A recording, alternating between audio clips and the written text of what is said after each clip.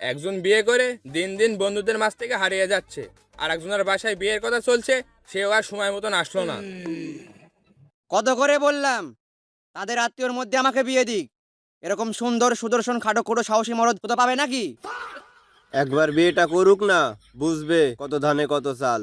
আহারে, হিংসা হিংসা। আমার একটা বিয়ে হোক, ঘরে একটা সুন্দরী বউ আসুক, তাদের আর সহ্য হচ্ছে না। হিংসা হবে কেন? একজন বিয়ে করছে, কোনো শালি নাই। সে যদি শালি ছাড়া বিয়ে করে, ওই ভাবিকে দেহ থেকে মেনে নিব, কিন্তু মন থেকে মেনে নিব না। ওই ন্যাংটাকাল থেকে কত পাপ কাজ করেছে সেটা আমি জানি। তার মতো কুলাঙ্গারের সাথে আমি আমার শালির বিয়ে দেবো নাকি? আমার শালিকে বিয়ে করতে হলে আমার মতো সাহসী মরদ হতে হবে। ওইসব সাহস টাহস সব হারায়া যাবে। মুরব্বীদের কথা শুনে নাই? বিয়ে হচ্ছে দিল্লির লাড্ডু, খেলেও পস্তাবে, না খেলেও পস্তাবে। ওসব দিল্লির লাড্ডু টাড্ডু আমি বুঝি না। শ্বশুর বলেছে আনোয়ার 5 কিনা দিবে। বিয়ে করে 6 মাস যাক, ওই আনোয়ার 5 বিক্রি করে ভ্যান চালান লাগবে। যে যেরকম তার চিন্তা ভাবনা সেরকম।